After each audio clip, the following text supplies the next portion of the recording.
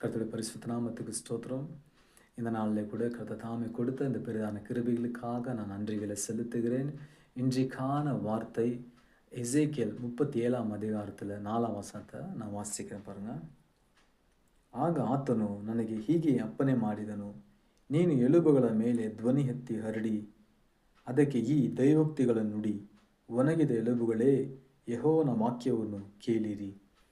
இந்த இடத்துல எசேக்கியேலை பார்த்து கர்த்தர் சொல்கிறாரு, அந்த உலர்ந்த எலும்புகளை பார்த்து நீ இப்படி சொல்லுன்றாரு. அப்போது அந்த வார்த்தையை அவர் சொல்கிறார் என்னென்னா, உலர்ந்த எலும்புகளே கர்த்தருடைய வார்த்தையை கேளுங்கள் அப்படின்னு சொல்லிட்டு அந்த இடத்துல அவர் ஒரு அற்புதங்களை அவர் செய்கிறாரு. அவரால் முடியாத காரியங்களை அந்த இடத்துல கர்த்தர் எசேக்கியேல் மூலியமாக அவர் செய்கிறார். எசேக்கியேல் ஒரு மனுஷன், அவனால் முடியாது. ஆனால் கர்த்தர் அவன் மூலியமாய் எசேக்கியேல் மூலியமாக அந்த ஒரு அற்புதங்களை செய்கிறார்.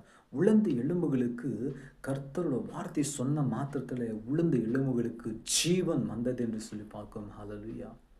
இது எப்படியாப்பட்ட ஒரு அற்புதத்தை பாருங்கள்.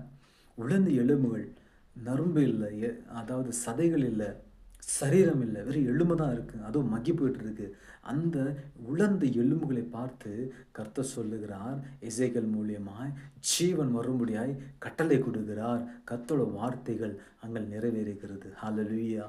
இந்த நாளில் கூட இந்த ஒரு வசனத்தின் மூலியமாய் கர்த்தர் நம்மளோடு பேசுகிற காரியம் என்னென்னு சொல்லி பார்க்கும்போது, கர்த்தருடைய வார்த்தைகள் உங்களுக்கு நேராய் வரும் பொழுது அந்த வார்த்தையை நீங்கள் விசுவாசிக்கணும். ஹல்லேலூயா! ஒருவேளை வியாதியின் படுக்கையில் நீங்கள் இருக்கலாம், மரண படுக்கையில் இருக்கலாம்.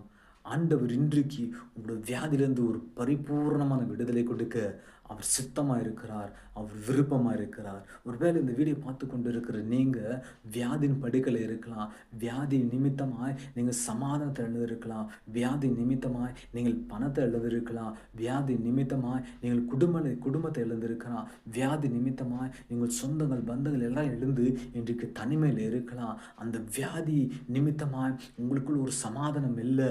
ஆமாம், இந்த நாளில் கூட கர்த்தர் சொல்லுகிற காரியம் என்ன, நீ கர்த்தருடைய வார்த்தை விசுவாசிக்கும் போது உன்னுடைய வியாதிகளை கர்த்தர் எடுத்து போடு, அவர் வல்லவராக இருக்கிறார். ஹல்லேலூயா சொல்லாமா? ஹல்லேலூயா!